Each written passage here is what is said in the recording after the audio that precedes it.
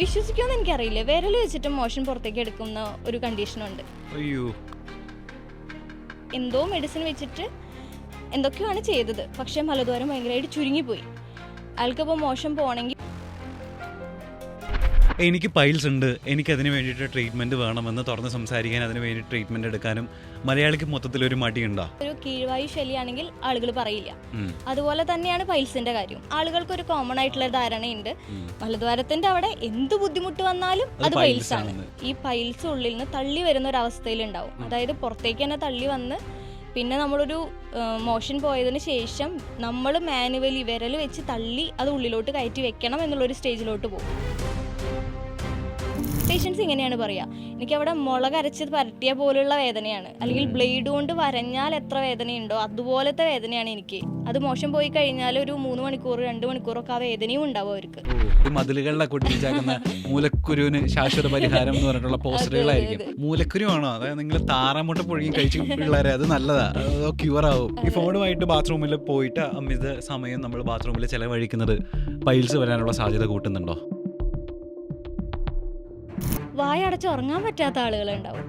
കാരണം ഈ മൂക്കിലെ ദശ വന്നിട്ട് ശ്വാസം കിട്ടാണ്ട് സ്ഥിരമായിട്ട് വാ തുറന്നുറങ്ങുന്ന ആളുകളുണ്ടാവും. ഗർഭകാലം ആവുന്ന സമയത്ത് അവർ ചെയ്യേണ്ട എക്സസൈസിന്റെ ഒരു പരിധി എങ്ങനെയാണ്? അവരുടെ സെക്ഷൽ ലൈഫ് എങ്ങനെയായിരിക്കണം? പ്രസവം കഴിഞ്ഞാൽ പിന്നെ കുറേ നെയ്യ് ലേഹ്യമൊക്കെ കഴിക്കണം എന്നുള്ളൊരു ചിന്തയുണ്ട്. പക്ഷെ നെയ്യും ലേഹ്യവും ആവശ്യമുള്ളവർ കഴിച്ചാൽ മതി. പിന്നെ നമ്മൾ കുഞ്ഞിനെ തന്നെ നോക്കി ആ ഒരു സമയം ഇരുന്ന് കഴിഞ്ഞാൽ നമ്മുടെ കരിയർ ചിലപ്പോൾ അവിടെ എവിടെയൊക്കെയോ ബ്രേക്കായി പോകും. നമുക്കൊരു ഗ്രോത്ത് ഉണ്ടാവില്ല, ഒരു പേഴ്സണൽ ഗ്രോത്ത് നമുക്ക് വരില്ല. എനിക്ക് തോന്നുന്നത് മക്കളും നമ്മുടെ ചുറ്റുപാടുമുള്ള ഹസ്ബൻഡും എല്ലാവരും അവരുടെ രീതിയിൽ അവരൊക്കെ വലുതാവും. പക്ഷെ നമ്മൾ അവിടെ സ്റ്റക്കായി പോയി കഴിഞ്ഞാൽ നമുക്ക് ഹൃദയ സംബന്ധമായിട്ടുള്ള അല്ലെങ്കിൽ അസ്ഥി സംബന്ധമായിട്ടുള്ള അസുഖങ്ങളൊക്കെ വന്നു കഴിഞ്ഞാൽ അത് നമ്മളൊരു ഡോക്ടറിൻ്റെ അടുത്ത് പോകാനും അതിന് വേണ്ടിയിട്ടുള്ള ട്രീറ്റ്മെൻറ്റ് എടുക്കാനും വലിയ പ്രശ്നമൊന്നുമില്ല. പക്ഷേ മലാശയ സംബന്ധമായിട്ടുള്ള അസുഖങ്ങൾ വന്നു കഴിഞ്ഞാൽ, ഫോർ എക്സാമ്പിൾ ഇപ്പോൾ ഒരു പൈൽസ് പോലെ അല്ലെങ്കിൽ ഫിസ്റ്റുല പോലെ ഒരു അസുഖം വന്നു കഴിഞ്ഞാൽ അത് തുറന്ന് സംസാരിക്കാനും ചിലപ്പോൾ ആ ഹോസ്പിറ്റലിൽ പോയിട്ട് അതിന് വേണ്ടിയിട്ടുള്ള ട്രീറ്റ്മെൻറ്റ് എടുക്കാനും മലയാളികൾക്ക് ഇപ്പോഴും എന്തോ ഒരു വിമുഖതയുണ്ടോ ഉണ്ടെന്നാണ് എൻ്റെ ഒരു വിശ്വാസം. അതിനെപ്പറ്റി സംസാരിക്കാൻ we have someone very relevant, doctor Haritha AH, ayurvedic physician and anorectal surgeon and gut health expert. Doctor നമസ്കാരം. നമസ്കാരം. എനിക്ക് പൈൽസ് ഉണ്ട്, എനിക്കതിന് വേണ്ടിയിട്ട് ട്രീറ്റ്മെൻറ്റ് വേണമെന്ന് തുറന്ന് സംസാരിക്കാൻ, അതിന് വേണ്ടി ട്രീറ്റ്മെൻറ്റ് എടുക്കാനും മലയാളിക്ക് മൊത്തത്തിലൊരു മടിയുണ്ടോ? അല്ലെങ്കിൽ ആ മടി ഉണ്ടെങ്കിൽ തന്നെ അതിനെങ്ങനെ ഓവർകം ചെയ്യാമെന്നാണ് ആസ് എ ഡോക്ടർ വിചാരിക്കുന്നത്? ഓക്കെ, അങ്ങനെ ഒരു മടി ഉണ്ട് ശരിക്കും. ഇപ്പം നമുക്കൊരു ഗ്യാസിൻ്റെ ഒരു ഇഷ്യൂ ആണെന്നുണ്ടെങ്കിൽ നമ്മൾ ഭയങ്കര കോമൺ ആയിട്ട് പറയും, എനിക്ക് ഇന്ന് ഗ്യാസ് ട്രബിൾ ഉണ്ട്, എനിക്കൊരു ഇഷ്യൂ ഉണ്ട് എന്നുള്ളത്. പക്ഷെ ഒരു കീഴ്വായു ശല്യമാണെങ്കിൽ ആളുകൾ പറയില്ല. അതുപോലെ തന്നെയാണ് പൈൽസിൻ്റെ കാര്യം. ഇപ്പോൾ പൈൽസ് എന്ന് പറയുമ്പോൾ പൊതുവെ ഒരു കോമഡി ആയിട്ടാണ് നമ്മളിപ്പം കോമഡി ഷോസിലും ഒക്കെ നമുക്ക് പറയും, നിനക്ക് മൂലക്കുരു ആണോ എന്ന് ചോദിക്കുമ്പം അപ്പോൾ ഒരു തമാശയാണ്, അവിടെ ഒരു ചിരിയാണ് വരുന്നത്. അപ്പോൾ ആ ഒരു സംഭവം ഒരു പൈൽസ് ഉള്ള ഒരാളെ സംബന്ധിച്ച് അത് മൂടി വെക്കാനുള്ളൊരു ഫാക്ടർ അതും കൂടെയാണ്. ആളുകൾ എന്നെ കളിയാക്കുമോ എന്നുള്ളൊരു പോയിന്റ്. അതുപോലെ തന്നെ ഇതൊരു പ്രൈവറ്റ് ഏരിയ ആണ്. എത്ര പറഞ്ഞാലും ഒരു പ്രൈവറ്റ് ഏരിയ എക്സ്പോസ് ചെയ്തിട്ട് നമുക്കൊരു ഡോക്ടറെ ആണെങ്കിലും കാണിക്കാൻ ആളുകൾക്കൊരു ബുദ്ധിമുട്ടുണ്ട്, അത് ശരിയാണ്. പക്ഷേ ഇൻ കേസ് അവിടെ ഒരു ബുദ്ധിമുട്ട്, ഒരു അസുഖം ഉണ്ടെങ്കിൽ അത് കാണിക്കുക തന്നെ വേണം, അത് അഡ്രസ്സ് ചെയ്യപ്പെടേണ്ടത് തന്നെയാണ്. ഇപ്പം നമ്മൾ എൻ്റെ അടുത്തേക്ക് എപ്പോഴും പേഷ്യൻസ് വരുന്നത് ഒരു 3rd സ്റ്റേജ് അല്ലെങ്കിൽ 4th സ്റ്റേജിലുള്ള പൈൽസ് ആയിട്ടായിരിക്കും. ഫിസ്റ്റുല ആണെങ്കിൽ മിനിമം അതൊരു 2 വർഷമെങ്കിലും വെച്ചിരുന്നിട്ടായിരിക്കും എൻ്റെ അടുത്തേക്ക് എത്തുക. തുടക്കത്തിൽ തന്നെ ഇപ്പോൾ കുറച്ച് ആളുകളൊക്കെ തുടക്കത്തിൽ തന്നെ എനിക്ക് അങ്ങനെ ഒരു ബുദ്ധിമുട്ടുണ്ട്, എന്തെങ്കിലും പ്രശ്നമുണ്ടോ എന്ന് നോക്കുമോ എന്ന് ചോദിച്ചിട്ട് ഇപ്പോൾ കുറച്ചൊക്കെ ആളുകൾ വരുന്നുണ്ട്. അത് ചെറുപ്പക്കാരാണ്. അപ്പോൾ ഇത്രയും നാൾ വെച്ചിരുന്നിട്ട് നമ്മുടെ അടുത്തേക്ക് എത്തും, എന്നിട്ട് പറയും എനിക്കത് മരുന്നുകൊണ്ട് തന്നെ മാറ്റിത്തരണം എന്ന് പറയും. പക്ഷേ ലേറ്റ് ആകുമ്പോൾ നമുക്കത് മെഡിസിൻ കൊണ്ട് മാറ്റാനുള്ള ഒരു സുഖം ഉണ്ടാവില്ല. നമുക്ക് മെഡിസിൻ കൊണ്ട് തന്നെ എപ്പോഴും മാറ്റാൻ പറ്റണം എന്നില്ല. തുടക്കത്തിലാണെങ്കിൽ പറ്റുകയും ചെയ്യും, പക്ഷേ തുടക്കത്തിൽ നമ്മുടെ അടുത്ത് വരില്ല. അപ്പം ഇപ്പം ഞാൻ വിചാരിക്കുന്നത്, ഞാൻ കൂടുതൽ ഇതിനെപ്പറ്റി സംസാരിച്ചുകൊണ്ടിരിക്കുന്നതിൻ്റെ കാരണം ഇത് സംസാരിച്ചിട്ടാണ് ആ ഒരു ബാരിയർ മാറുള്ളൂ. ഇപ്പോൾ ഫിസ്റ്റുലയാണ് പൈൽസ് ആണെന്ന് ഇപ്പം എൻ്റെ പേഷ്യൻസ് സംസാരിച്ചു തുടങ്ങി. എൻ്റെ അടുത്തേക്ക് വരണ സമയത്ത് ഇവർ ചിലപ്പോൾ 2 വർഷം 3 വർഷം മറച്ചു വെച്ചിട്ടുള്ളവരായിരിക്കും. പക്ഷേ അതിനുശേഷം അവർ അവരുടെ കൊളീഗ്സിനോട് അവരുടെ ആളുകളോട് ഒക്കെ അവർ സംസാരിച്ചു തുടങ്ങി ഇത് ട്രീറ്റ് ചെയ്യണം, മാറ്റണം എന്നുള്ളത്. കാരണം ഇവരുടെ ക്വാളിറ്റി ഓഫ് ലൈഫാണ് അവിടെ കോംപ്രമൈസ്ഡ് ആവണേ. ഇപ്പോൾ ഫിസ്റ്റുലയുള്ള ഒരാളാണെങ്കിലോ പൈൽസ് ഉള്ള ഒരാളാണെങ്കിലോ അവരുടെ ലൈഫ് ത്രട്ടൻ ചെയ്യുന്ന ഒരു അസുഖമല്ല ഇത്, ശരിയാണ്. പക്ഷെ അവരുടെ ജീവിത നിലവാരത്തിന് അതൊരു പ്രശ്നമാണ്. എന്നും ഈ പെയിനും ബുദ്ധിമുട്ടൊന്നും അനുഭവിച്ചിരിക്കേണ്ട ആവശ്യമില്ല. സൗകര്യങ്ങളുള്ളപ്പം, ഡോക്ടേഴ്സും അതിനുള്ള ഓപ്ഷൻസ് ഉള്ളപ്പം എന്തിനാണ് അത് സഹിച്ചുകൊണ്ടിരിക്കേണ്ട ആവശ്യം എന്നുള്ളതാണ്. ഇനിയിപ്പോൾ ഹോസ്പിറ്റലിൽ വന്നു കഴിഞ്ഞാലേ ഉം. ചിലപ്പോൾ നമ്മളെ പ്രൈവറ്റ് ഏരിയയിലാണല്ലോ, ഇപ്പോൾ മലദ്വാരത്തിലാണ് ആയിരിക്കുമല്ലോ ഇത് ഉണ്ട് എന്ന് അതെ. നമ്മൾ നോക്കുക. ഇത് കാണിച്ചു തരാനും അല്ലെങ്കിൽ അവിടെ ഒരു ഡോക്ടറിൻ്റെ ഒരു കണ്ണ് ചെല്ലാനും മടിയുള്ള ആൾക്കാർ ഇപ്പോഴും ഉണ്ട്. എത്ര വേദനയായാലും സാരില്ല, പക്ഷേ അങ്ങോട്ടേക്ക് ഈ പ്രവേശനം വേണ്ടാന്ന് ഇപ്പോഴും നിർബന്ധം പിടിക്കുന്ന പേഷ്യൻസും ഉണ്ടോ? നമ്മള് ഇപ്പം എന്നെ സംബന്ധിച്ച് ഇപ്പം നമ്മളൊരു പേഷ്യൻ്റ് വന്ന് അവരുടെ കാര്യങ്ങളൊക്കെ ഒന്ന് ചോദിച്ചു കഴിഞ്ഞതിന് ശേഷം അപ്പോൾ നമുക്ക് മനസ്സിലാവും ഇത് ചെക്ക് ചെയ്താലേ പറ്റുള്ളൂ. കാരണം ആളുകളിപ്പോൾ ഒരു ഫിസ്റ്റുല ആയിരിക്കും അവരുടെ ശരിക്കുള്ള കണ്ടീഷൻ. പക്ഷെ ഉം. അവർ നമ്മളെ അടുത്ത് വന്നിട്ട് പറയും എനിക്ക് പൈൽസ് ആണ്. കാരണം ആളുകൾക്കൊരു കോമൺ ആ. ആയിട്ടുള്ള ധാരണയുണ്ട് ഉം. മലദ്വാരത്തിൻ്റെ അവിടെ എന്ത് ബുദ്ധിമുട്ട് വന്നാലും അത് അത് പൈൽസ് പൈൽസ് ആണ്. ആണെന്ന്. ആ. അപ്പം നമ്മളെ അടുത്ത് വന്നിട്ട് പറയും എനിക്ക് പൈൽസിൻ്റെ പ്രശ്നമുണ്ട് ഉം. അല്ലെങ്കിൽ എനിക്ക് മൂലക്കുരുവിൻ്റെ പ്രശ്നമുണ്ട് എന്നാണ് പറയുക. ഉം. പക്ഷെ അത് ചെക്ക് ചെയ്താലാണ് ചിലപ്പോൾ അത് പൈൽസ് ആവില്ല, അത് ഫിസ്റ്റുലയോ ഫിഷറോ വേറെ എന്തെങ്കിലും ആയിരിക്കും. ഉം. അപ്പോൾ ഞാൻ എപ്പോഴും ചെക്ക് ചെയ്തതിന് ശേഷമാണ് നമുക്കൊരു മെഡിസിൻ തരാൻ പറ്റുള്ളൂ എന്ന് പറയാറുണ്ട്. ഉം. പക്ഷെ എനിക്ക് അങ്ങനെ എൻ്റെ അടുത്ത പേഷ്യൻസ് അത്രയൊരു വിമുഖത കാണിക്കുന്ന ഒരു ഫീൽ ഉണ്ടായിട്ടില്ല. ഉം. ഓൾറെഡി അവർ കാണിക്കാന്നുള്ളൊരു മെൻറ്റാലിറ്റി സെറ്റ് ചെയ്തിട്ടായിരിക്കും ഉം. വരുന്നത്. അപ്പം എൻ്റെ അടുത്ത് അങ്ങനെ ഒന്ന് സംസാരിച്ചതിന് ശേഷം നമ്മളൊരു പ്രൊസീജിയറിലോട്ട് കടക്കുമ്പം എക്സാമിനേഷനിലോട്ട് കടക്കുമ്പോൾ എൻ്റെ അടുത്ത് അങ്ങനെ ഒരു ഉം. വിമുഖത ഉണ്ടായിട്ടില്ല. ഈവൻ ഉം. മെയിൽ പേഷ്യൻസ് ആണെങ്കിലും അങ്ങനെ ഒരു വിമുഖത ഞാൻ ഫേസ് ചെയ്തിട്ടില്ല അങ്ങനെ ഉം. പേഷ്യൻസിന്. ഓക്കെ. ഇതിപ്പോൾ നേരത്തെ ഇപ്പോൾ ഡോക്ടർ പറഞ്ഞില്ല, അതായത് പൈൽസ് ആയിരിക്കും അല്ലെങ്കിൽ അത് തന്നെത്താനെ മാറിക്കോളും, നമ്മൾ എന്തെങ്കിലും ഹോം റെമഡി എടുത്താൽ മതി അത് ശരിയായിക്കോളും എന്ന് കരുതിയിരിക്കുന്നവരായിരിക്കും കൂടുതലും. അങ്ങനെ മെജോറിറ്റിയും ഇങ്ങനെ തന്നെത്താനെ മാറിക്കോളും, അതിന് ട്രീറ്റ്മെൻറ്റ് വേണ്ട എന്ന് വിചാരിച്ചിരിക്കുന്ന ആൾക്കാരുടെ കണ്ടീഷൻസ് എത്രമാത്രം വേഴ്സ് ആവാൻ ചാൻസ് ഉണ്ട്, അല്ലെങ്കിൽ എങ്ങനെയൊക്കെ ഇത് വേഴ്സ് ആവും? ഓക്കെ. ഇപ്പോൾ ഓരോ അസുഖത്തിനും ഓരോ രീതിക്കായിരിക്കും. ഉം. ഇപ്പോൾ പൈൽസിൻ്റെ കാര്യത്തിലാണെങ്കിൽ ഫസ്റ്റ് ഒരു ബ്ലീഡിങ്ങോ മേ ബി ഒരു ബ്ലീഡിങ് ആയിരിക്കും ഉം. അവർക്കൊരു ഫസ്റ്റ് ഒരു ബുദ്ധിമുട്ട് കണ്ടിട്ടുണ്ടാവുക. ഉം. അവരൊരു മെഡിക്കൽ ഷോപ്പിൽ പോയി പറഞ്ഞ് ബ്ലീഡിങ് നിൽക്കാനുള്ള ഒരു മരുന്ന് വാങ്ങിച്ചു കഴിക്കും. ഉം. അല്ലെങ്കിൽ ഈ ഹോം റെമഡീസിലോട് പോവും. ഉം. പിന്നെ അവർ ചെയ്യുക നമ്മുടെ ഭക്ഷണത്തിൽ നിന്ന് അവർക്ക് ഇഷ്ടമുള്ള സാധനങ്ങൾ ചിക്കൻ അങ്ങനെയുള്ള എല്ലാ ഫുഡും ഒഴിവാക്കും. ഉം. എന്നിട്ടൊരു നോർമൽ ഭയങ്കര മൈൽഡായിട്ടുള്ളൊരു ഫുഡിലോട്ട് പോകും. ഉം. ചിലർ അത് തന്നെ ലൈഫ് ലോങ് കണ്ടിന്യൂ ചെയ്യുകയും ചെയ്യും ഉം. ടെൻഷനായിട്ട്. ഇത് ഉം. കാണിക്കണേക്കാളും നല്ലതാണല്ലോ ഇനിയിപ്പോൾ അതൊന്നും കഴിക്കണ്ടെന്ന് വിചാരിക്കുന്നത് ഉം. എന്ന് വിചാരിക്കും. ഇത് നെക്സ്റ്റ് ഒരു സ്റ്റേജ് പോയി ഹെവി ബ്ലീഡിങ് ആകുമ്പോഴത്തേക്കും ടെൻഷനായി. പിന്നെ അത് ക്യാൻസർ ആണോ എന്നുള്ള പേടിയായി. ആ. ആ ഒരു സമയമാകുമ്പോൾ അവർ നമ്മുടെ അടുത്തെത്തും. ഉം. അല്ല എന്നുണ്ടെങ്കിൽ ഈ പൈൽസ് ഉള്ളിൽ നിന്ന് തള്ളി വരുന്ന ഒരു അവസ്ഥയിലുണ്ടാവും. ഉം. അതായത് പുറത്തേക്ക് തന്നെ തള്ളി വന്ന് പിന്നെ നമ്മളൊരു മോഷൻ പോയതിന് ശേഷം നമ്മൾ മാനുവലി വിരൽ വെച്ച് തള്ളി അത് ഉള്ളിലോട്ട് കയറ്റി വെക്കണം എന്നുള്ളൊരു സ്റ്റേജിലോട്ട് പോകും. ഉം. അപ്പം ആളുകൾ നമ്മുടെ അടുത്ത് വരും. കാരണം ഓക്കെ. ഇനി അത് അവർക്ക് മാനേജ് ചെയ്യാൻ പറ്റില്ല എന്നുള്ളൊരു തോന്നൽ വരും. ഉം. പിന്നെ ഫിഷറിൻ്റെ കാര്യം എന്ന് പറഞ്ഞു കഴിഞ്ഞാൽ ഫിഷർ എന്ന് പറഞ്ഞാൽ എന്താ കോമൺ ആയിട്ടും മലദ്വാരത്തിൽ വരുന്ന ഒരു വിള്ളൽ അല്ലെങ്കിൽ ഉം. ഒരു മുറിവാണ് ഫിഷർ. ഉം. അപ്പം ആ ഒരു ഭാഗത്തിൽ കൂടെ മോശം പോകുമ്പം പേഷ്യൻസ് ഇങ്ങനെയാണ് പറയുക, എനിക്കവിടെ മുളക് അരച്ച് പരട്ടിയ പോലുള്ള വേദനയാണ്, അല്ലെങ്കിൽ ഉം. ബ്ലേഡ് കൊണ്ട് വരഞ്ഞാൽ എത്ര വേദനയുണ്ടോ അതുപോലത്തെ വേദനയാണ് എനിക്ക്. അത് മോശം പോയി കഴിഞ്ഞാൽ ഒരു 3 മണിക്കൂർ 2 മണിക്കൂറൊക്കെ ആ വേദനയും ഉണ്ടാവും അവർക്ക്. ഓ. അപ്പം അത്രയും വേദന വരുമ്പം അവർക്ക് ഇരുന്ന് ജോലി ചെയ്യാൻ പറ്റില്ല, അവരുടെ കാര്യങ്ങളൊക്കെ ബുദ്ധിമുട്ടാവും. പിന്നെ ഉം. മൈൻഡും ടെൻഷനിലായിരിക്കും. ഉം. ഇപ്പോൾ ഭാര്യമാരാണെങ്കിൽ ഭർത്താക്കന്മാർ പറയും ഇവൾക്ക് എന്നും മൂടില്ല, കാലത്തൊട്ടിട്ടേ ഇവൾക്കൊരു വിഷമാണ്. അപ്പം അവർ അങ്ങനെ ആയിരിക്കും പറയുക. ആ നമ്മുടെ മൈൻഡും കൂടെ ഔട്ടായി പോകും. ഉം. അപ്പോൾ ഈ ഒരു പെയിൻ കൂടുതലാവുമ്പം അവർ വരും.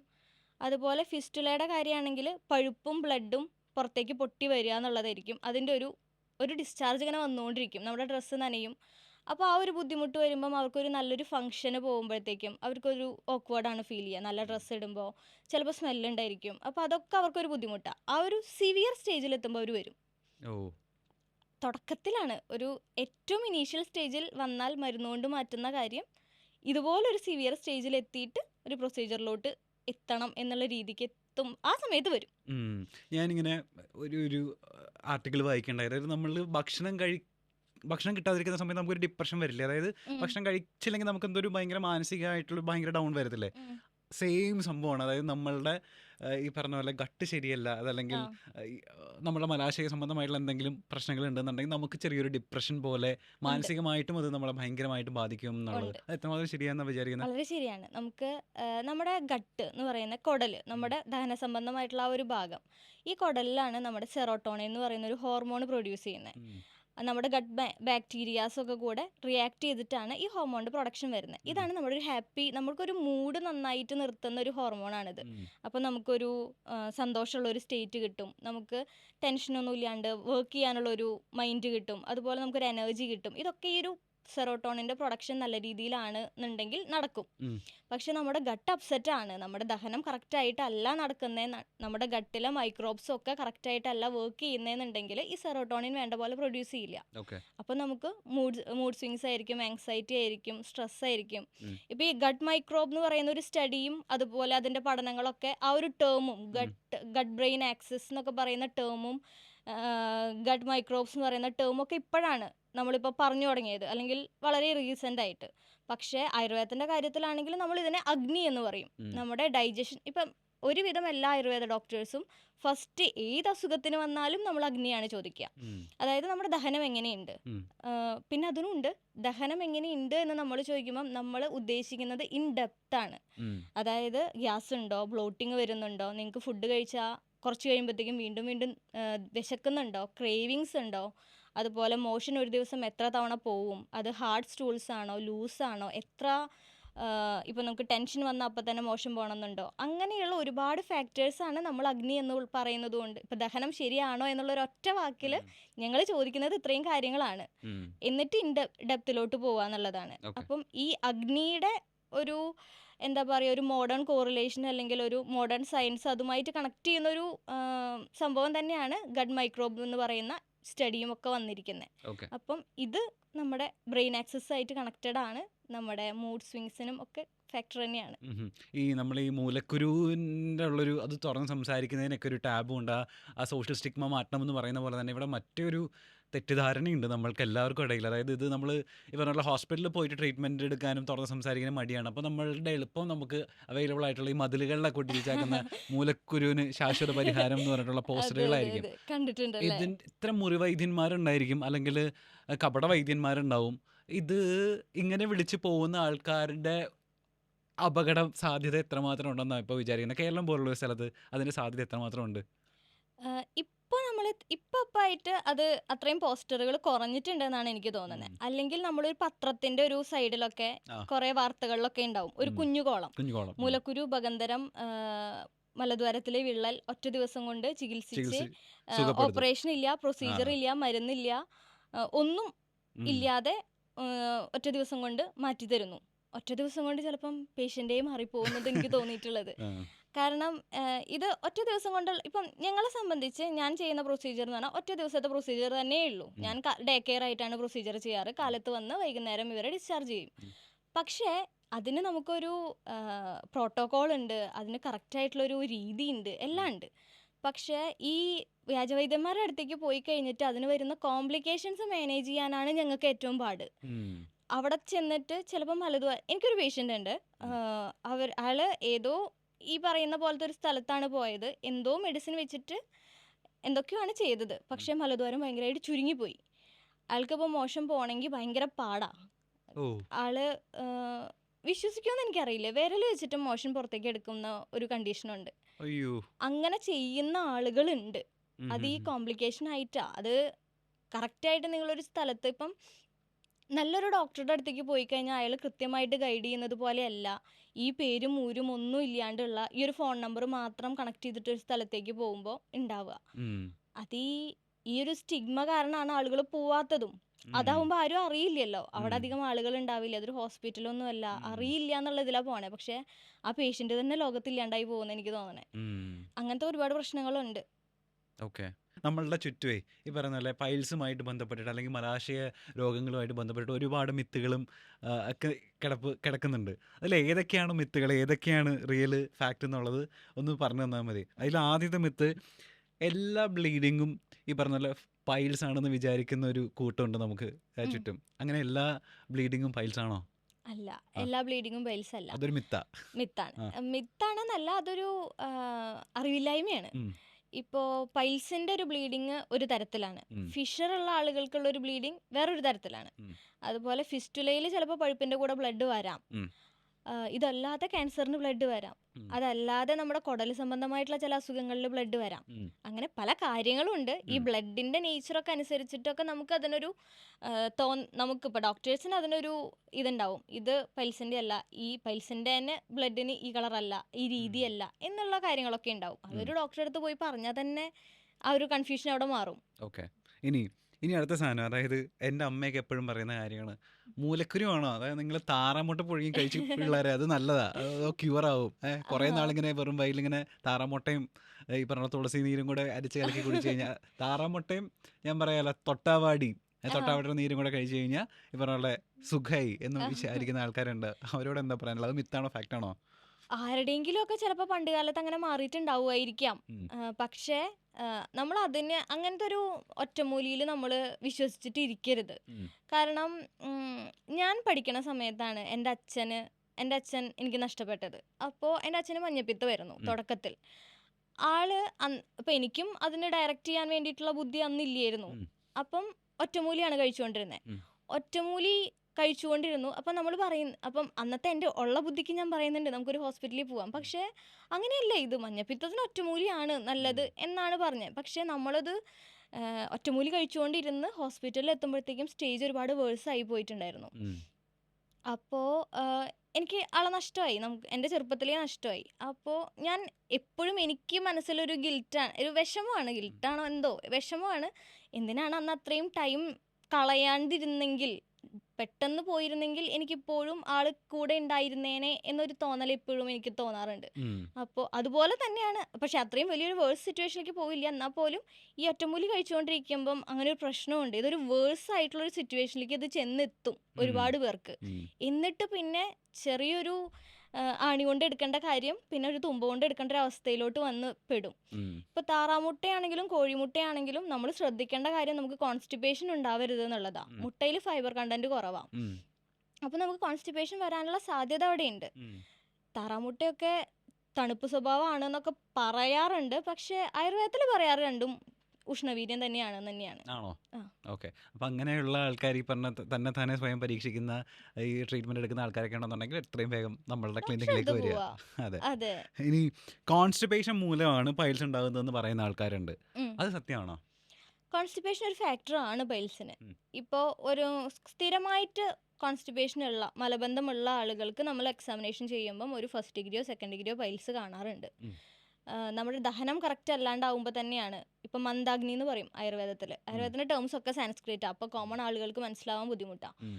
അപ്പോൾ അഗ്നി കുറവാണ്, വിശപ്പ് കുറവാണ്, ദഹനം കറക്റ്റ് അല്ല എന്നുണ്ടെങ്കിലാണ് കോൺസ്റ്റിപ്പേഷനൊക്കെ ഒരു സാധ്യത വരുന്നത്. കോൺസ്റ്റിപ്പേഷൻ വരുമ്പോഴത്തേക്കും പൈൽസിൻ്റെ എക്സാമിനേഷൻ ചെയ്യുമ്പോൾ നമുക്ക് കാണാറുണ്ട് പൈൽസ് ഫസ്റ്റ് സ്റ്റേജോ സെക്കൻഡ് സ്റ്റേജോ ഒക്കെ ആയിട്ട്. ഓക്കെ.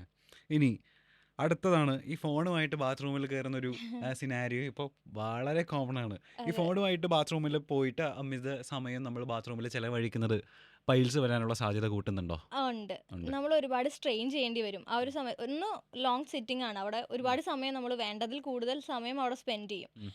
നമ്മുടെ ബ്രെയിൻ ഒരു സമയത്ത് മറന്നു പോകും. നമ്മൾ ഇന്ന പേർപ്പസിന് വേണ്ടിയിട്ടാണ് അവിടെ പോയി ഇരിക്കുന്നത് എന്നുള്ളൊരു കാര്യവും മറന്നു പോകും. നമ്മൾ നമ്മുടെ ഫോണിൽ കൂടുതൽ എൻഗേജ്ഡ് ആയി പോകും. ഉം. അപ്പോൾ ഒരുപാട് സ്ട്രെയിൻ ചെയ്യേണ്ടി വരും. അത് പിന്നീട് പൈൽസിലോട്ട് ചെന്ന് പെടാറുണ്ട്. ഓക്കെ. ഈ പ്രായമായിട്ടുള്ള ആളുകൾക്കാണ് പൈൽസ് വരാനുള്ള സാധ്യത കൂടുതൽ എന്ന് പറയുന്നത് മിത്താണോ ഫാക്റ്റാണോ? മിത്താണ്. മിത്താണ്. എനിക്ക് പേഷ്യൻസ് കൂടുതലുള്ളതും ചെറുപ്പക്കാരാ. ആണോ? കാരണം പ്രായമായുള്ള ആളുകൾക്ക് ഉണ്ട് പൈൽസ്. പക്ഷേ ഇപ്പോൾ കൂടുതലും ചെറുപ്പക്കാർക്കും പൈൽസ് കൂടുതലുണ്ട്. കാരണം നമ്മുടെ പ്രായമായുള്ള ആൾക്കാരുടെ ഫുഡ് ഹാബിറ്റ് കുറച്ചും കൂടിയും ബെറ്ററാണ് നമ്മളെക്കാളും. ഉം. പക്ഷേ നമ്മുടെ ഫുഡ് ഹാബിറ്റ് അത്ര മികച്ചതല്ല. അതെ. അതുകൊണ്ട് തന്നെ പൈൽസിൻ്റെ സാധ്യതകൾ കൂടുതലാണ്. അങ്ങനെ പൈൽസ് വരാൻ അങ്ങനെ പ്രായപരിധിയൊന്നുമില്ല. പ്രായപരിധിയൊന്നുമില്ല. ഇല്ല. ഇനി സ്പൈസി ഫുഡ്സും അതുപോലെ തന്നെ ചിക്കനൊക്കെ കൂടുതൽ കഴിച്ചാൽ പൈൽസ് വരാനുള്ള സാധ്യത കൂടുതലുണ്ട്. Myth or fact? സ്പൈസി ആയിട്ടുള്ള ഫുഡും ഇത് കോൺസ്റ്റിപ്പേഷൻ ഒരു ഫാക്ടർ ആയിരിക്കും. ഓക്കെ. മലബന്ധം ഉണ്ടാവാനുള്ളൊരു കാരണമായിരിക്കും. അത് ഗ്രാജുവലി പൈൽസിലോട്ടൊരു സാധ്യത കൊടുക്കാറുണ്ട്. ഓക്കെ. ഇനി അനൽ സെക്സ് വഴിയും ഈ അനറക്ടൽ ഡിസീസസ് വരാനുള്ള ചാൻസ് ഉണ്ട് ഇല്ല. ഓണോ? ഇല്ല. ഇല്ല. ഉം. പിന്നെ നമ്മൾ അതിനെ അങ്ങോട്ട് സപ്പോർട്ട് ചെയ്യാറുമില്ല. ഇപ്പം ഞാൻ ചോദിക്കട്ടെ ഡോക്ടർ, ഇപ്പം എനിക്കൊരു പൈൽസ് ഉണ്ട് എന്ന് ഞാൻ ഏർലി സ്റ്റേജിൽ എങ്ങനെയൊക്കെ മനസ്സിലാക്കുക? എന്തൊക്കെ കാര്യങ്ങളാണ് ഞാൻ ശ്രദ്ധിക്കേണ്ടത്? ഓക്കെ. ഏർലി സ്റ്റേജിൽ എന്ന് പറയുമ്പോൾ നമുക്കൊരു സിംറ്റം ആയിട്ട് ഉണ്ടാവുക ബ്ലീഡിങ് ആയിരിക്കും. ഉം. കാരണം ബ്ലീഡ് ചെയ്യുന്ന പൈൽസും ബ്ലീഡ് ചെയ്യാത്ത പൈൽസും ഉണ്ട്. ഉണ്ട്. അതൊരു ഓക്കെ. കാര്യം. അപ്പോൾ ബ്ലീഡിങ് ആണ് ഒരു ഫസ്റ്റ് സ്റ്റേജിലൊക്കെ സിംറ്റം ആയിട്ടുണ്ടാവുക. കാരണം തുടക്കത്തിലൊന്നും പെയിൻ അത്ര സിംറ്റം ആയിട്ട് വരാറില്ല. ഉം. പിന്നെ കോൺസ്റ്റിപ്പേഷൻ സ്ഥിരമായിട്ടുള്ള ഒരാളുകളാണ് എന്നുണ്ടെങ്കിൽ മേ ബി അവർക്ക് പൈൽസ് വരാനുള്ള ഒരു സാധ്യതയുണ്ട്. ഓക്കെ. പിന്നെ ഒരു സെക്കൻഡ് സ്റ്റേജിലൊക്കെ എത്തുമ്പോഴാണ് മോഷൻ പോണ സമയത്തേക്ക് ഒരു ചെറിയ തള്ളി വരുന്നുണ്ട് എന്നുള്ളൊരു തോന്നലൊക്കെ വരിക. ഉം. അപ്പോൾ നമുക്ക് കോൺസ്റ്റിപ്പേഷൻ സ്ഥിരമായിട്ടുണ്ടെങ്കിൽ അതിനെ നമുക്കൊന്ന് അഡ്രസ്സ് ചെയ്ത് പോകുന്നതായിരിക്കും ഇങ്ങനത്തെ ബുദ്ധിമുട്ടുകളൊക്കെ വരാണ്ടിരിക്കാൻ നമുക്കൊന്ന് ചെയ്യാൻ പറ്റുന്ന കാര്യം. ഓക്കെ. അതുപോലെ നമ്മുടെ കഴിക്കുന്ന ഫുഡ്, എക്സസൈസ്, ഉറക്കം, അങ്ങനത്തെ നോർമൽ ഒരു ഹെൽത്ത് മെയിൻറ്റെയിൻ ചെയ്യാൻ വേണ്ടിയിട്ടുള്ള കാര്യങ്ങളും കൂടെ ഒന്ന് ശ്രദ്ധിച്ചു പോയി കഴിഞ്ഞാൽ പൈൽസ് ഒന്നും വലിയൊരു കാര്യപ്പെട്ട അസുഖത്തിലോട്ട് എത്താറില്ല. നമ്മളെ ഫാമിലി ഹിസ്റ്ററി ഒരു വലിയ ഇൻഫ്ലുവൻസ് ഒരു ചെയ്യുന്നുണ്ടോ? ഫാക്ടറാണ്. ആണ്. നമുക്ക് പൊതുവെ അങ്ങനെ കാണാറുണ്ട്. ഫാമിലി ഹിസ്റ്ററി ഉള്ള ആളുകൾക്ക് റെക്കറൻസ് ഇങ്ങനെ ഇപ്പം അച്ഛന്, അച്ചാച്ചനൊക്കെ ഉള്ള ആളുകൾക്ക് ഉം. വന്ന് കാണാറുണ്ട് നമ്മൾ. വരാതിരിക്കാൻ നമ്മൾ ഏർലി സ്റ്റേജിൽ എന്തെങ്കിലും ചെയ്യാൻ പറ്റുമോ? അല്ലെങ്കിൽ നമുക്ക് അങ്ങനെ എന്തെങ്കിലും നമ്മുടെ പ്രിക്കോഷൻസ് ഡൈജഷൻ ശ്രദ്ധിക്കുക എന്നുള്ളതാണ്. ഇപ്പം ആയുർവേദത്തിൽ പറയുകയാണെന്നുണ്ടെങ്കിൽ ഇതിൻ്റെ ഒരു ഫാക്ടറായിട്ട് നമ്മൾ കണക്കാക്കുന്ന നമ്മുടെ അഗ്നി, നേരത്തെ ഞാൻ പറഞ്ഞ ആ പോയിന്റ്, അഗ്നി കറക്റ്റ് അല്ല എന്നുള്ളതാണ് നമ്മൾ ഇതിനൊരു റീസൺ ആയിട്ട് പറയുന്നത്. അപ്പോൾ എപ്പോഴും നമ്മുടെ ദഹനം കറക്റ്റ് ചെയ്ത് വെക്കുക എന്നുള്ളതാണ് അതിൻ്റെ ഒരു പോയിന്റ്. കോൺസ്റ്റിപ്പേഷൻ സ്ഥിരമായിട്ടില്ലാണ്ടിരിക്കുക, വയറിളക്കം സ്ഥിരമായിട്ട്, ഈ ബൗവൽ ഹാബിറ്റ് ഇങ്ങനെ മാറി മാറിയിട്ട് വരാതിരിക്കുക, അത് മാത്രമാണ് നമ്മൾ ശ്രദ്ധിക്കേണ്ട ഒരു കാര്യം. ദഹനം കറക്റ്റ് ആക്കുക എന്നുള്ളതാണ് ബേസിക് ആയിട്ട് നോക്കണ്ടേ. ഓക്കെ. ഇപ്പോൾ ചില ആളുകൾക്കാണെന്നുണ്ടെങ്കിൽ ഒരു ദിവസം തന്നെ പലതവണ ടോയ്ലറ്റിൽ പോകുന്ന സ്വഭാവമുള്ള ആളുകൾ ഉണ്ടായിരിക്കും. അപ്പോൾ ഇതൊക്കെ തരുന്നത് ഒരു സിഗ്നലാണോ? അതായത് നമ്മൾ ഓക്കെ അല്ല, നമ്മളുടെ ഗട്ട് ഓക്കെ അല്ല എന്നുള്ള സിഗ്നലാണോ? അപ്പോൾ എന്താ നമ്മൾ ശ്രദ്ധിക്കേണ്ടത്? ചില ആളുകളുണ്ട് അവർക്കൊരു 2, 3, 4, 5 പ്രാവശ്യം മോശം പോകണം തോന്നും. ഫുഡ് കഴിച്ചാൽ അപ്പം തന്നെ പോകണം തോന്നും. എന്തെങ്കിലും ഒരു ടെൻഷൻ അല്ലെങ്കിൽ ഒരു സ്ട്രെസ് വരണ ഒരു പോയിന്റ് ഉണ്ടെങ്കിൽ അപ്പം തന്നെ മോശം പോകണം തോന്നും. മേ ബി അതൊരു ഇറിറ്റബിൾ ബവൽ സിൻഡ്രോമിൻ്റെ ലക്ഷണമായിരിക്കാം. IBS എന്ന് പറയും. ആയുർവേദത്തിലാണെങ്കിൽ അതിനൊരു ഗ്രഹണി എന്നുള്ളൊരു കോൺസെപ്റ്റിലാണ് നമ്മൾ എടുക്കാറ്. അതിൻ്റെ ഒരു സിംറ്റം ആയിരിക്കാം. ഓക്കെ. പക്ഷേ ഈ IBS കുറേ നാൾ നിന്ന് കഴിഞ്ഞാൽ അത് നമ്മുടെ ഓവറോൾ ഹെൽത്തിനെ ബാധിക്കുകയും ചെയ്യും. നമ്മുടെ മെറ്റബോളിസം മുഴുവൻ തകിടം മറിഞ്ഞു പോകും. ഒരു പ്രശ്നമാണത്. അപ്പോൾ അത് ഇങ്ങനൊരു പ്രശ്നം ഉണ്ടെങ്കിൽ അത് കൊണ്ട് നടക്കുക എന്നുള്ളതല്ല, അതൊരു പ്രശ്നമാണ്, അതിനെ അഡ്രസ്സ് ചെയ്യുക. ഒരു ഡോക്ടറെ കാണിക്കുക, ട്രീറ്റ്മെൻറ്റ് എടുക്കുക, അതിൽ നിന്ന് പുറത്തേക്ക് ഇറങ്ങുക. അതാണ് നമ്മൾ ചെയ്യേണ്ടത്. ഓക്കെ. ഇനിയിപ്പോൾ എനിക്ക് വളരെ അപകടമായിട്ട് തോന്നിയേക്കുന്ന കാര്യം എന്താണെന്ന് വെച്ചാൽ, ചില ആൾക്കാർ ഇത് പൈൽസ് ആണെന്ന് കരുതിയിരിക്കും, പക്ഷെ ചിലപ്പോൾ അത് മലാശയമായിട്ടുള്ള ക്യാൻസർ ആയിരിക്കാം. അപ്പോൾ ഇങ്ങനെ ഒരു അപകടമായിട്ടുള്ളൊരു സാധ്യത ഇവിടെ നിലവിലുണ്ട്. ഇങ്ങനത്തെ കേസസ് വരാറുണ്ട്. അതായത് പൈൽസ് ആണെന്ന് തെറ്റിദ്ധരിച്ച് അതൊരു ക്യാൻസറിലേക്ക് പോയിട്ടുള്ള, വരാറുണ്ട്. അപ്പോൾ എന്താ ചെയ്യുക? അങ്ങനത്തെ കേസുകൾ നമുക്ക് വരാറുണ്ട്. അത് വരുമ്പം ഈ പൊതുവെ ആളുകൾ ബ്ലീഡിങ് കാണുമ്പം അത് പൈൽസ് ആണ് എന്നുള്ള രീതിക്ക് ഇങ്ങനെ ഇരിക്കും. പക്ഷെ ആ ബ്ലീഡിങ് ഒരുപാട് ആയി ആൾക്ക് ക്ഷീണം വന്നു തുടങ്ങുമ്പോൾ ഈ ഒരു ഡോക്ടറെ കാണിക്കും. അപ്പം നമുക്കൊരു എക്സാമിനേഷൻ ചെയ്യുമ്പോൾ തന്നെ ഈ ഒരു ഗ്രോത്ത് പൈൽസിൻ്റെ പോലെ അല്ലല്ലോ ഇരിക്കുന്നത്, അല്ലെങ്കിൽ ആ ഒരു ബ്ലഡിൻ്റെ ഒരു ബ്ലീഡിങ്ങിൻ്റെ ആ ഒരു നേച്ചർ പൈൽസിൻ്റെ പോലെ അല്ല എന്നുള്ളൊരു സിഗ്നൽ നമുക്ക് അപ്പം തന്നെ കിട്ടും. മേ ബി നമ്മൾ അപ്പം തന്നെ ബയോപ്സിക്ക് വിടാറുണ്ട്. ഓക്കെ. അല്ലെങ്കിൽ നമ്മളൊരു, ഇപ്പോൾ ഞാൻ പറഞ്ഞല്ലോ ഞാനൊരു ആയുർവേദ ഡോക്ടറാണ്. ആയുർവേദ അനോറക്ടൽ സർജൻ ആണ്. അതുകൊണ്ട് തന്നെ ഇങ്ങനൊരു സസ്പെക്ഷൻ ആണ് വരുന്നത് എന്നുണ്ടെങ്കിൽ ബയോപ്സിക്ക് വിടുക, റെഫർ ചെയ്യുക എന്നുള്ളതാണ് ഞാൻ ചെയ്യാറുള്ളത്. കാരണം അങ്ങനെ ഒരു ക്യാൻസർ ആണെങ്കിൽ അതിന് അതിൻ്റെതായിട്ടുള്ള ട്രീറ്റ്മെന്റും അതിൻ്റെതായിട്ടുള്ള രീതിക്ക് അത് അഡ്രസ്സ് ചെയ്യപ്പെടുക തന്നെ വേണം. അതായത് നേരത്തെ തന്നെ നമ്മളത് കണ്ടുപിടിച്ച് കഴിഞ്ഞാൽ ക്യൂർ ആവാനുള്ള കണ്ടുപിടിച്ച് കഴിഞ്ഞാൽ നല്ലതാണ്. പക്ഷേ പേഷ്യൻസ് പലപ്പോഴും ലേറ്റ് ആവാറാണ് പതിവ്. പിന്നെ അതിന് വേറൊരു വശം കൂടെ ഉണ്ട് കേട്ടോ. ഇപ്പോൾ ചില സ്ഥലങ്ങളിൽ ഇപ്പോൾ പൈൽസ് ആയിരിക്കും, അവരെ ചിലപ്പോൾ പേടിപ്പിക്കും. ഇതിങ്ങനെ ഇരുന്ന് കഴിഞ്ഞാൽ ഇത് ക്യാൻസർ ആയി പോവും എന്ന് പറഞ്ഞിട്ട് അവരെ അങ്ങ് പേടിപ്പിക്കുകയും ചെയ്യും. അതും ഒരു ഫാക്ട്. ചിലപ്പം മെഡിസിൻ എടുത്തിട്ട് ഇത് ശരിയാക്കിക്കോട്ടെ, അവർ വെച്ച് നീട്ടണ്ടെന്ന് വിചാരിച്ചിട്ടായിരിക്കാം, മേ ബി, അറിയില്ല. പക്ഷെ ഇവരെ പേടിപ്പിക്കും, ഇതിങ്ങനെ ഇരുന്ന് ക്യാൻസർ ആയി പോവും. അതും ഒരു പ്രശ്നമാണ്. കാരണം പേഷ്യൻസ് ചിലപ്പോൾ നമ്മളടുത്ത് വന്നിട്ട് എക്സാമിനേഷനൊക്കെ കഴിഞ്ഞ് ഇതൊരു 3rd ഡിഗ്രി പൈൽസ് ആണ് അല്ലെങ്കിൽ ഒരു 2nd ഡിഗ്രി പൈൽസ് ആണെന്ന് പറഞ്ഞു കഴിഞ്ഞാൽ, എൻ്റെ അടുത്തൊരു അമ്മയുണ്ടായിരുന്നു, ഞാനത് 2nd ഡിഗ്രി പൈൽസ് ആണെന്ന് പറഞ്ഞപ്പോൾ അമ്മ കരഞ്ഞു. അപ്പോൾ എന്തിനിപ്പോൾ 2nd ഡിഗ്രി പൈൽസിന് കരയേണ്ട ആവശ്യമില്ല.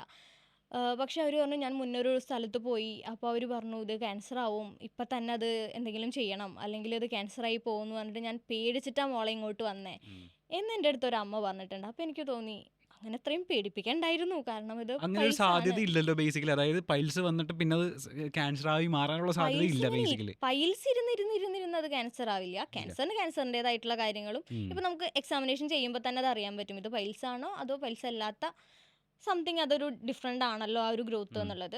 അല്ലെങ്കിൽ നമുക്കതിന് എക്സാമിനേഷൻസ് ഇപ്പം നമുക്ക് ഇൻവെസ്റ്റിഗേഷൻ ചെയ്യാൻ ഇത്രയും ഫെസിലിറ്റി ഉണ്ടല്ലോ, നമുക്കത് ചെയ്ത് ഐഡൻറ്റിഫൈ ചെയ്യാലോ. അല്ലാതെ ടെൻഷൻ അടിപ്പിക്കേണ്ട ആവശ്യമില്ല. ഇപ്പം സസ്പെക്റ്റ് ചെയ്യുന്നുണ്ടെങ്കിൽ നമുക്കത് ഇൻവെസ്റ്റിഗേഷൻ ചെയ്ത് ഐഡൻറ്റിഫൈ ചെയ്യുക, കാര്യങ്ങൾ ക്ലിയർ ആക്കുക എന്നുള്ളതാണ്. ഈ ഞാനിപ്പോൾ നിങ്ങളുടെ ക്ലിനിക്കിലേക്ക് വന്നു കഴിഞ്ഞാലേ, എനിക്കൊരു സാധാരണക്കാരനൊരു ഒരു പേഷ്യൻറ്റിന് എന്തൊക്കെ സർവീസസ് ആണ് നിങ്ങൾ ഓഫർ ചെയ്യുന്നത്? ഓക്കെ.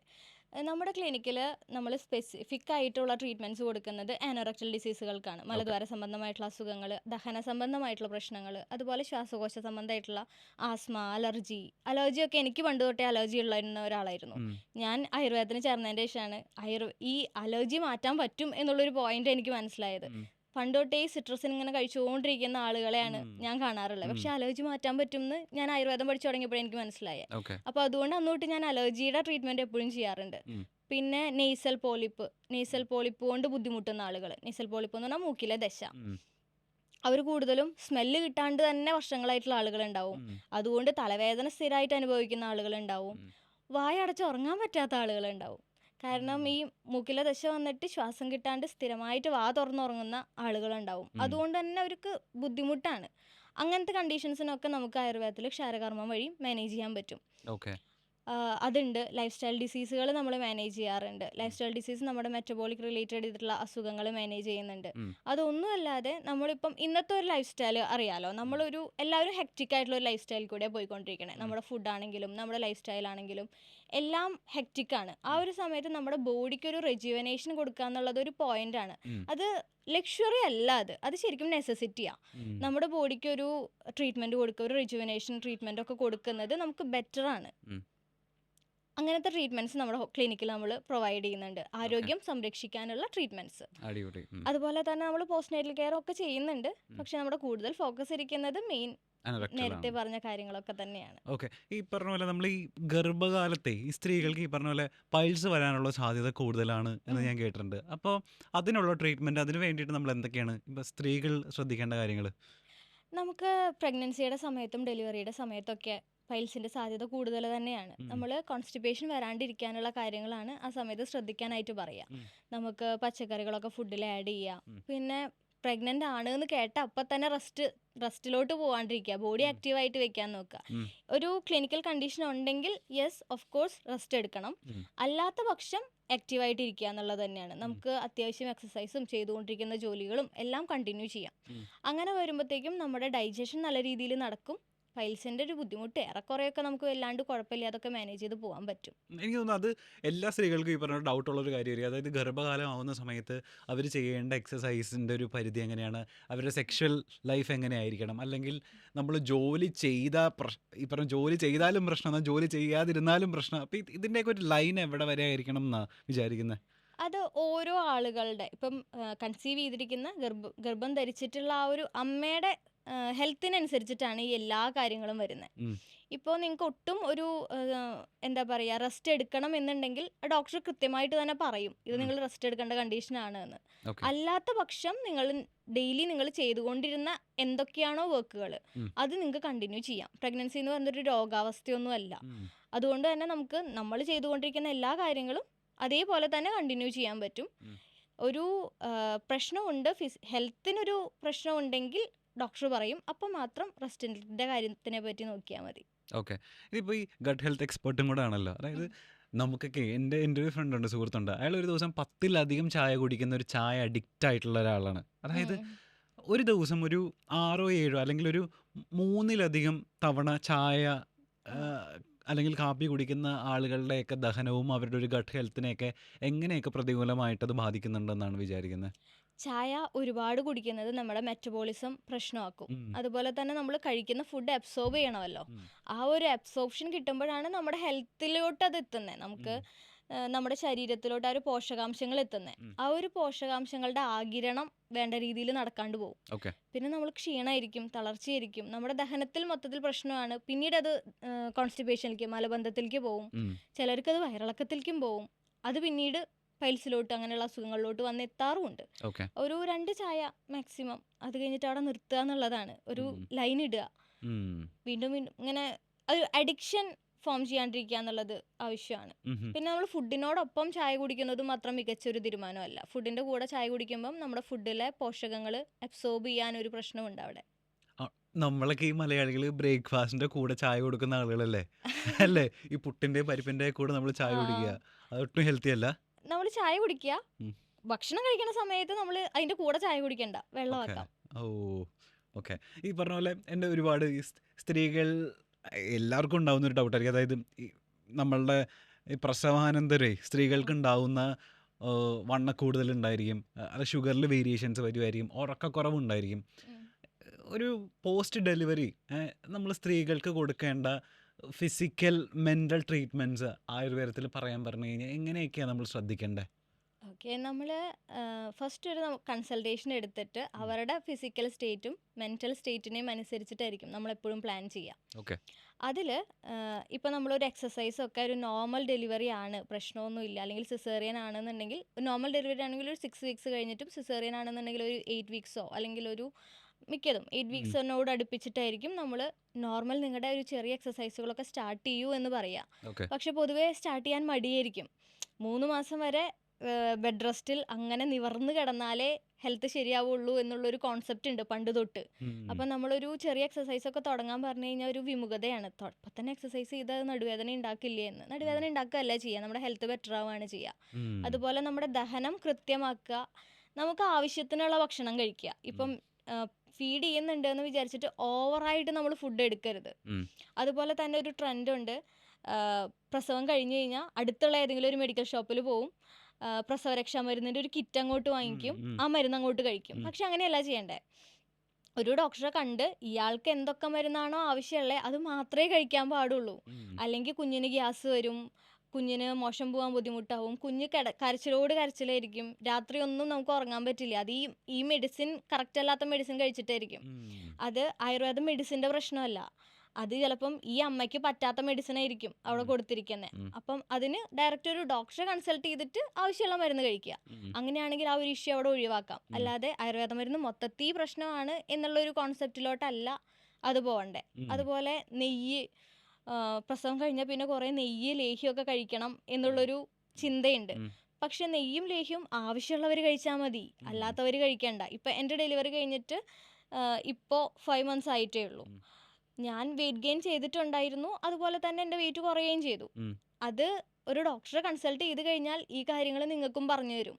അല്ലാതെ ഒരുപാട് വെയിറ്റ് വെച്ച് പിന്നെ ഒരു നമുക്ക് സ്യൂട്ട് അല്ലാത്ത, കോൺഫിഡൻസ് ഇല്ലാത്തൊരു ലുക്കിൽ നമ്മൾ നടക്കേണ്ട ആവശ്യമില്ല. ഇല്ല. ഇതിപ്പോൾ ഡോക്ടറിൻ്റെ ഒരു ഹിസ്റ്ററി നോക്കുകയാണെന്നുണ്ടെങ്കിൽ ഞാൻ മനസ്സിലാക്കുന്നത് ഓൾ ഇന്ത്യ ലെവലിൽ ഒരു 148 റാങ്ക് കിട്ടിയൊരു സ്റ്റുഡൻ്റാണ്. ഇപ്പോൾ കേരളത്തിലൊരു 30th റാങ്ക് അടുപ്പിച്ച് കിട്ടിയൊരു നല്ലൊരു ബ്രില്യൻ്റ് ആയിട്ടുള്ളൊരു സ്റ്റുഡൻ്റാണ്. പക്ഷേ ഡോക്ടർ ഇത് ഈ പറഞ്ഞ പോലെ ഉപരിപഠനത്തിന് തിരഞ്ഞെടുത്തത് ഛത്തീസ്ഗഡ് പോലുള്ളൊരു സ്ഥലമാണ്. കേരളത്തിൻ്റെ സാധ്യതയിൽ കുറേ പരിമിതികളുള്ളത് കൊണ്ടാണോ, എന്താ അങ്ങനെ ഒരു തീരുമാനത്തിന് പിന്നിൽ? ആക്ച്വലി ഞാൻ BAMS പഠിക്കണ UG സമയത്ത് തന്നെ എനിക്ക് ക്ലാരിറ്റി ഉണ്ട് ഞാൻ അനോറക്ടൽ സർജനാണ് ആവാൻ പോകുന്നത് എന്നുള്ളത്. അപ്പം എൻട്രൻസിന് പഠിക്കണ സമയത്തും എനിക്ക് ഇത്രയും റാങ്ക് ഉണ്ടാവണം, എന്നാൽ മാത്രം അതിന് സീറ്റ് കിട്ടുള്ളൂ എന്നുള്ളൊരു ക്ലാരിറ്റി എനിക്കുണ്ട്. നമുക്ക് ഇപ്പം ഞാനൊരു അനോറക്ടൽ സർജനാണ്, നമുക്ക് ആ ഒരു പ്രൊസീജിയർ ചെയ്യണ സമയത്ത് ഇഷ്ടംപോലെ കോംപ്ലിക്കേഷൻസ് അവിടെ വരാനുള്ള സാധ്യതയുണ്ട്. ഒരു എമർജൻസി ആയിട്ടുള്ള ഒരു കണ്ടീഷൻ നമ്മൾ ഫേസ് ചെയ്യാനുള്ള സാധ്യതയുണ്ട്. അപ്പോൾ ഏതൊരു സിറ്റുവേഷൻ വന്നാലും അത് മാനേജ് ചെയ്യാൻ മാത്രം ഞാൻ ഏബിൾ ആയിരിക്കണം.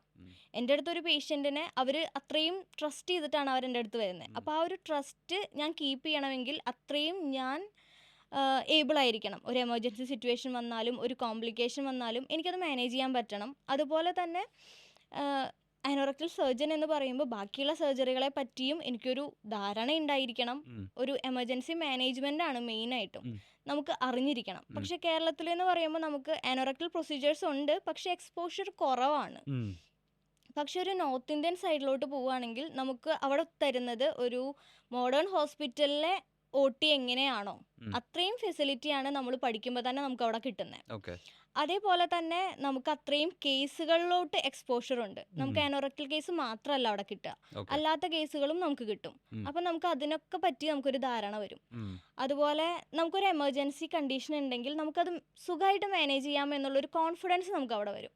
ഇപ്പം എൻ്റെ സാറ് ഡോക്ടർ ബലേന്ദ്ര സിംഗ് സാറായിരുന്നു. ആള് അത്രയും നമ്മളെ ട്രസ്റ്റ് ചെയ്യുന്നൊരു മനുഷ്യനായിരുന്നു. അതുകൊണ്ട് തന്നെ നമ്മുടെ PG കംപ്ലീറ്റ് ചെയ്യണ സമയത്ത് തന്നെ എനിക്ക് തോന്നുന്നു 700 കേസുകളൊക്കെ ഞാൻ PGയുടെ സമയത്ത് തന്നെ നമ്മൾ ഇൻഡിപെൻഡൻ്റ് ആയിട്ട് ചെയ്യാറുണ്ട്.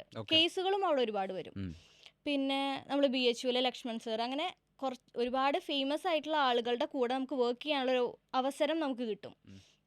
അതുപോലെ നമുക്ക് ആയുർവേദ സർജിക്കൽ പ്രാക്ടീസ് ഇമ്പ്രൂവ് ചെയ്യാൻ വേണ്ടിയിട്ടുള്ള ഒരുപാട് എന്താ പറയുക വർക്ക്ഷോപ്സ് ഉണ്ട്, അതിൻ്റെയൊക്കെ ഭാഗമാവാൻ പറ്റും. ഓക്കെ. അങ്ങനെയൊക്കെ നമുക്ക് നമ്മുടെ ഒരു സ്കില്ല് കൂട്ടാനുള്ള ഒരുപാട് ഫെസിലിറ്റി നമുക്ക് കിട്ടുന്നത് പുറത്താണ്. അപ്പം എനിക്ക് ആകെ 3 ഓപ്ഷനേ എനിക്ക് ഉണ്ടായിരുന്നുള്ളൂ. ഇന്ന കോളേജ്, കാരണം എനിക്ക് നല്ല റാങ്ക് ഉണ്ട്, എവിടെ പോയാലും എനിക്ക് സീറ്റ് കിട്ടുമെന്ന് എനിക്കറിയാം. അപ്പം ഞാൻ ഓൾറെഡി ഒരു 3-4 ഓപ്ഷനേ വെച്ചിട്ടുള്ളൂ. അതിൽ തന്നെ ഞാൻ ഫസ്റ്റ് അലോട്ട്മെന്റിൽ തന്നെ എൻ്റെ സീറ്റ് ഞാൻ ഫിക്സ് ചെയ്തിരുന്നു. അപ്പോൾ എനിക്ക് ആ ഒരു ക്ലാരിറ്റി ഉള്ളതുകൊണ്ടാണ് ഞാൻ പുറത്തു പോയത്. അപ്പം തിരിച്ചു വന്നു കഴിഞ്ഞപ്പം നമുക്കൊരു കോൺഫിഡൻസ് ആണ് അത്. എൻ്റെ അടുത്തൊരു പേഷ്യൻ്റ് വന്നു കഴിഞ്ഞാൽ എനിക്കിത് ചെയ്യാൻ പറ്റും, ചെയ്യാൻ പറ്റാത്ത കേസ് ഏതാണെന്നുള്ളതിനെ പറ്റിയിട്ടും എനിക്ക് ക്ലാരിറ്റി ഉണ്ട്. അതാണ് ഞാൻ പറയുന്നത്. എൻ്റെ അടുത്തേക്ക് ഒരാൾ വരികയാണെങ്കിൽ അതെനിക്ക് പറ്റുമോ പറ്റില്ലേ, പറ്റുമെങ്കിൽ അത് ഏത് എക്സ്റ്റെൻഡ് വരെയും എനിക്ക് പറ്റും. ആ ഒരു കോൺഫിഡൻസ് ആണ് എനിക്ക് പുറത്തുനിന്ന് പോയപ്പം കിട്ടിയിട്ടുള്ളത്. ഇപ്പോൾ ഞാൻ മനസ്സിലാക്കുന്നത് ഡോക്ടറിൻ്റെ ഒരു അമ്മയായിട്ട് ഒരു 3 മാസം പ്രായമുള്ള കുട്ടിയെയും കൊണ്ടാണ് നോർത്ത് ഇന്ത്യയിൽ പഠിക്കാൻ പോകുന്നത്. ഇത് എനിക്ക് തോന്നുന്നു ഇതുപോലെ ഇത് കേൾക്കുന്ന കുറേ അമ്മമാരായിട്ടുള്ള ആളുകളുണ്ടാവും, സ്ത്രീകളുണ്ടായിരിക്കും. അതായത് അവരുടെ കരിയർ ഇനി എന്ത് ചെയ്യും എന്ന് വിചാരിച്ചിരിക്കുന്നത്. അപ്പോൾ ഈ 3 മാസം പ്രായമുള്ള കുട്ടിയെയും കൊണ്ട് വേറെ ഒരു സ്ഥലത്ത്, നമുക്ക് അറിയാത്ത ഭാഷ, അറിയാത്തൊരു സ്ഥലം, നമുക്ക് തീരെ പരിചയമില്ലാത്ത ഫുഡ്, ഇതൊക്കെ ഇങ്ങനെയുള്ള കുറേ ചാലഞ്ചസിൻ്റെ ഇടയിൽ ഒരു അമ്മ പോവാണ് 3 മാസമുള്ള പ്രായമുള്ള ഒരു കുട്ടിയെ കൊണ്ട്. ഈ ഇത്തരം ചാലഞ്ചുകളൊക്കെ ഇപ്പോൾ സക്സസ്ഫുൾ ആയിട്ടുള്ളൊരു ഡോക്ടറായിട്ട് എൻ്റെ മുമ്പിലിരുന്ന് സംസാരിക്കുമ്പോൾ എങ്ങനെയൊക്കെ ലൈഫിനെയും പേഴ്സണാലിറ്റീനെയും കരിയറിനെയൊക്കെ ഇൻഫ്ലുവൻസ് ചെയ്തിട്ടുണ്ടെന്നാണ് ഇപ്പോൾ വിചാരിക്കുന്നത്? അന്നത്തെ സമയം ഇപ്പം എനിക്ക് ആലോചിക്കുമ്പോൾ അത് എനിക്കൊരു കോൺഫിഡൻസ് ആണ്, അന്ന് ഞാനത് ചെയ്തല്ലോ എന്ന്. കാരണം എൻ്റെ സെക്കൻഡ് ബേബി ഒരു 9th മന്ത് വരെ ഞാൻ വർക്ക് ചെയ്തിട്ടുണ്ട്. അപ്പോൾ ആ സമയത്ത് ഓരോ ബുദ്ധിമുട്ടുകൾ വരുമ്പോൾ ഞാൻ വിചാരിക്കും അന്ന് ഞാനിത് ചെയ്തല്ലോ എന്നുള്ളൊരു കോൺഫിഡൻസ് ആണ് എനിക്ക്. പക്ഷെ അന്നത് ബുദ്ധിമുട്ട് തന്നെയായിരുന്നു, പക്ഷെ എനിക്കൊരു സപ്പോർട്ട് സിസ്റ്റം ഉണ്ടായിരുന്നു. ഇപ്പം എനിക്ക് എൻ്റെ അമ്മ എൻ്റെ കൂടെ വന്നിരുന്നു, എൻ്റെ ഹസ്ബൻഡിനും ഫാമിലിക്കും എൻ്റെ അടുത്ത് അത്രയും ട്രസ്റ്റ് ഉണ്ടായിരുന്നു. കാരണം എനിക്കത് ഹാൻഡിൽ ചെയ്യാൻ പറ്റുമെന്നുള്ളൊരു ട്രസ്റ്റ് ഉണ്ടായിരുന്നു. അല്ലെങ്കിൽ കേരളത്തിൽ തന്നെ പഠിച്ചോ, കാരണം ഇവിടെ അടുത്തുള്ള കോളേജിൽ സീറ്റ് കിട്ടും, അപ്പോൾ പിന്നെ അങ്ങനെ എടുത്തോ എന്ന് പറയുകയാണ് പൊതുവെ എല്ലാ പാർട്ട്ണറും ചെയ്യുക. പക്ഷേ എനിക്കിങ്ങനെ പുറത്ത് പോകണം എന്നുള്ളൊരു ആഗ്രഹം വന്നു കഴിഞ്ഞപ്പം അങ്ങനെയാണെങ്കിൽ അങ്ങനെ എന്നുള്ളൊരു ട്രസ്റ്റ് അവിടെ നിന്ന് കൂടെ കിട്ടി. അപ്പോൾ പിന്നെ അങ്ങനെ പുറത്തേക്ക് പോയി. പിന്നെ എനിക്ക് തോന്നുന്നു നമ്മൾ അങ്ങനെ ഒരു കുഞ്ഞു കുട്ടീനെ ആയിട്ടൊക്കെ പോകുമ്പം നമ്മുടെ ചുറ്റുപാടുമുള്ള എല്ലാവരും നമ്മളെ സപ്പോർട്ട് ചെയ്യും എന്നാണ് എനിക്ക് ഫീൽ ചെയ്തിട്ടുള്ളത്. ഇപ്പം ഞാൻ പോയത് 3 മാസം ആയിട്ടില്ല അവന്, ആ സമയത്താണ് പോയത്. എനിക്ക് പറഞ്ഞ പോലെ ഹിന്ദിയും അത്ര അറിയണ്ടായിരുന്നില്ല, നമ്മൾ റൂം കണ്ടുപിടിക്കുക, അങ്ങനത്തെ മൊത്തത്തിൽ കുറേ കാര്യങ്ങളുണ്ടായിരുന്നു. പക്ഷേ എല്ലാവരും എന്നെ ഹെൽപ്പ് ചെയ്തിട്ടുണ്ട്. അത് നമ്മൾ ചെയ്യണം എന്ന് വിചാരിച്ചിട്ട് ഒരു സ്റ്റെപ്പ് അങ്ങോട്ട് എടുത്തു വെച്ച് കഴിഞ്ഞാൽ മൊത്തത്തിലുള്ള നമ്മുടെ ചുറ്റുമുള്ള എല്ലാ കാര്യങ്ങളും അതിന് വേണ്ടിയിട്ട് അറേഞ്ച് ചെയ്ത് വരും, അല്ലെങ്കിൽ എല്ലാവരും അതിലേക്ക് കോൺട്രിബ്യൂട്ട് ചെയ്യും എന്നാണ് എനിക്ക് ഫീൽ ചെയ്തിട്ടുള്ളത്. ആണോ? ഞാനപ്പോൾ ചോദിക്കട്ടെ, ഈ എന്തായാലും നമ്മൾ പഠിക്കാൻ പോകുന്നത് ഉപരിപഠനമാണ്, അതിന് കുറേ സമയം ഇൻവെസ്റ്റ് ചെയ്യണം. അതായത് ഒരു ആൺകുട്ടിക്ക് പോലും ചിലപ്പോൾ സമയം തികഞ്ഞു എന്ന് വരില്ല. അപ്പോൾ അമ്മയാണ്, കൊച്ചിൻ്റെ കാര്യം നോക്കണം, അതുപോലെ വീട്ടിലെ കാര്യങ്ങൾ നോക്കണം, പഠനം, ഇത് എല്ലാം കൂടെ മാനേജ് ചെയ്ത് പോകാൻ എളുപ്പമായിരുന്നു എന്നാണോ പറയുന്നത്? എളുപ്പമല്ല, ബുദ്ധിമുട്ടുണ്ട്. പക്ഷെ നമുക്ക്, കാരണം അമ്മമാരാകുമ്പോൾ നമുക്കൊരു ഗിൽട്ടാണ് വരിക. നമുക്ക് തോന്നും ഞാൻ എൻ്റെ കുട്ടിക്ക് വേണ്ടത്ര സമയം കൊടുക്കുന്നില്ലല്ലോ, കാരണം അവൻ ഫീഡ് ചെയ്യേണ്ട സമയത്ത് നമ്മൾ കുറച്ച് സമയം വിശന്നിരുന്നല്ലോ, ഞാൻ ഫീഡ് ചെയ്തില്ല, അല്ലെങ്കിൽ ഞാൻ അവൻ്റെ എല്ലാ കാര്യങ്ങളും ഞാനല്ല നോക്കുന്നേ, അങ്ങനെയൊക്കെ ഒരു ടെൻഷൻ നമുക്ക് ആ സമയത്ത് ഒരു വിഷമം ഉണ്ടാവും. പക്ഷെ എല്ലാം കൂടെ ഒരുമിച്ച് നമുക്ക് നടക്കില്ല എന്നുള്ളതുകൊണ്ടും, പിന്നെ നമ്മൾ കുഞ്ഞിനെ തന്നെ നോക്കി ആ ഒരു സമയം ഇരുന്ന് കഴിഞ്ഞാൽ നമ്മുടെ കരിയർ ചിലപ്പോൾ അവിടെ എവിടെയൊക്കെയോ ബ്രേക്കായി പോകും. നമുക്കൊരു ഗ്രോത്ത് ഉണ്ടാവില്ല, ഒരു പേഴ്സണൽ ഗ്രോത്ത് നമുക്ക് വരില്ല. എനിക്ക് തോന്നുന്നത് മക്കളും നമ്മുടെ ചുറ്റുപാടുമുള്ള ഹസ്ബൻഡും എല്ലാവരും അവരുടെ രീതിയിൽ അവരൊക്കെ വലുതാവും. പക്ഷെ നമ്മൾ അവിടെ സ്റ്റക്കായി പോയി കഴിഞ്ഞാൽ, നമ്മളവിടെ സ്റ്റക്കായി പോയി എല്ലാവരും നോക്കുമ്പം നമ്മൾ തുടങ്ങിയിടത്ത് തന്നെ നമ്മൾ അവസാനിച്ച പോലെയാവും. നമുക്കും മുന്നോട്ട് പോകണം, എന്നാലേ എല്ലാവരും ആ ഒരു റെസ്പെക്റ്റും കാര്യങ്ങളൊക്കെ നമുക്ക് കൊണ്ടുപോകണമെങ്കിൽ കുറച്ച് കാര്യങ്ങളൊക്കെ കോംപ്രമൈസ് ചെയ്ത് മുന്നോട്ട് പോയേ പറ്റുള്ളൂ. പിന്നെ ഈ ഒരു ചെറിയ ഗിൽട്ടൊക്കെ അവിടെ ഉണ്ടാവും. പക്ഷെ കുട്ടികൾ കുറച്ചും കൂടെ വലുതായി അവർക്ക് ഓർമ്മയുള്ള സമയമാകുമ്പോഴത്തേക്കും അവർക്ക് നമ്മളെ നോക്കുമ്പം അഭിമാനമാണ് തോന്നുക. ഇപ്പം എൻ്റെ മോൻ എന്നോട് ചോദിക്കും, അമ്മ എന്താ ജോലിക്ക് പോവാത്ത? ഇപ്പം ഞാൻ ഡെലിവറി കഴിഞ്ഞിട്ട് 3 മാസം ആവണ സമയമാകുമ്പോഴത്തേക്കും അവൻ ചോദിക്കുകയാണ്, അമ്മ എന്താ ജോലിക്ക് പോവാതെ വീട്ടിലിരിക്കണേന്ന്. അപ്പം എനിക്ക് തോന്നി, യെസ്, ജോലിക്ക് പോകേണ്ട, ഡെലിവറി കഴിഞ്ഞ് 3 മാസമായിട്ട് ഞാൻ എന്തിനാ ഇരിക്കണേ? ശരിയാണ്. അപ്പം അവനും ഓക്കെയാണ്, കുട്ടികളൊക്കെ ഓക്കെ ആവും. എല്ലാവരും, കുട്ടികളൊക്കെ പെട്ടെന്ന് അഡ്ജസ്റ്റബിൾ ആണ്. നമ്മളാണ് വിചാരിക്കണേ അവർ അഡ്ജസ്റ്റ് ചെയ്യില്ല, അവർക്ക് പറ്റില്ല, ഞാനില്ലാണ്ട് പറ്റില്ല എന്ന് നമ്മളാ വിചാരിക്കണേ. അവരൊക്കെ അഡ്ജസ്റ്റബിൾ ആണ്. നമ്മുടെ ചിന്താഗതി ഒന്ന് സെറ്റ് ചെയ്താൽ മതി. ഇതിപ്പോൾ ഞാൻ മനസ്സിലാക്കുന്നത്, ഇപ്പോൾ ഡോക്ടർക്ക് PSC വഴി ജോലി ഏകദേശം ഉറപ്പായിട്ടുള്ള ഒരു സിനാരിയോയിലാണ് അത് വേണ്ട, എനിക്ക് സ്വന്തമായിട്ടൊരു ക്ലിനിക്ക് തുടങ്ങണം എന്നുള്ളൊരു തീരുമാനത്തിലേക്ക് എത്തുന്നത്? ഇപ്പോൾ ഒരാളെ സംബന്ധിച്ചിടത്തോളം ഇപ്പോൾ കേരളം പോലുള്ള ഒരു സ്ഥലത്തേ ഇപ്പോൾ എല്ലാവരും വിചാരിക്കുക ഇപ്പോൾ ഗവൺമെൻറ് ജോലി കിട്ടി ഇപ്പോൾ സേഫ് ആയല്ലോ, എന്നാൽ പിന്നെ ഞാൻ അഡോപ്റ്റ് ചെയ്താൽ മതിയല്ലോ എന്നാണ്. പക്ഷേ ഡോക്ടർ അത് വേണ്ടാന്ന് വെച്ചിട്ട് ഇങ്ങനെ ഒരു തീരുമാനത്തിലേക്കാണ് വന്നത്, വേണ്ട ക്ലിനിക്ക് തുടങ്ങാം. അങ്ങനെ ഒരു തീരുമാനത്തിലേക്ക് കൊണ്ടെത്തിച്ച മനോവിചാരം എന്താ?